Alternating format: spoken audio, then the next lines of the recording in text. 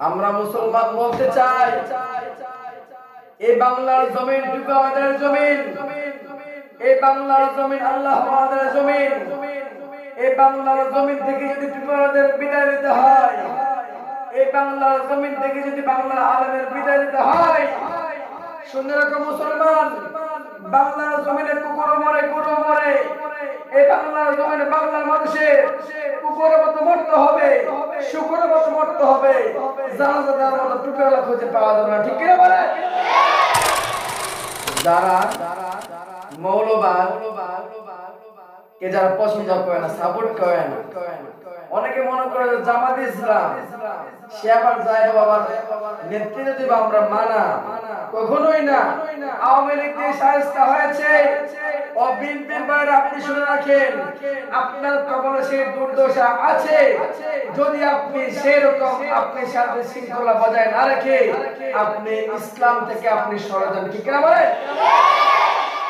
ইসলামের ছায়াতল আসতে চায় না, কিন্তু বিএনপির একজন ছাত্র লোক, বিএনপির একজন ছাত্রলীগের একজন নেতা, নিজে তো ছাত্র নেতা, বেরিয়ে লাগে ছবি ছাড়ে না, না নিজের তো ছবি ছাড়া ছাড়ে, অসুবিধা নাই।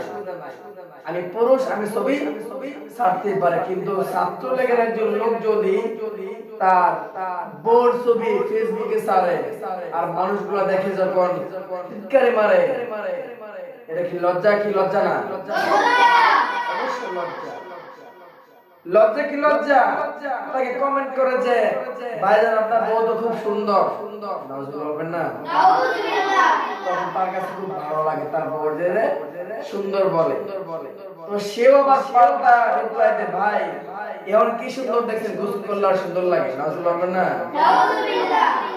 মূর্খ নেতা, নেতার নাম খেতা আমাদের সমাজে আছে না নাই? নিজের ভাওটা বুঝতে চায় না। আরে বুকারাম হারাম, নিজের ভাও তুমি বুঝতে পারো না, নিজের জান্নাতের কামাই তুমি নিজে করতে পারো না, আর তুমি অন্যের পিছনে লেগে তোমার নিজের সময়টাকে তুমি ব্যয় করতেছো। আসলে তুমি একটা মূর্খ। বলেন ঠিক না? মূর্খ, শুধু মূর্খ, গজ মূর্খ। ঠিক না? নিজের খায়, নিজের পরে আরেকজনের সমালোচনা করে। আরে হুজুর কি পারবে? নেতৃত্ব দিতে পারবে। হুজুর যদি নেতৃত্ব আসে, তোমার হয়তো সুদ খেতে পারবে না। ঠিক কিনা বলে না? হুজুর যদি নেতৃত্ব আসে, ঘুষ খাবে না। হুজুর নেতৃত্বের মধ্যে আসে, রাস্তা একটু কোনো গরুর তলে যাইব না।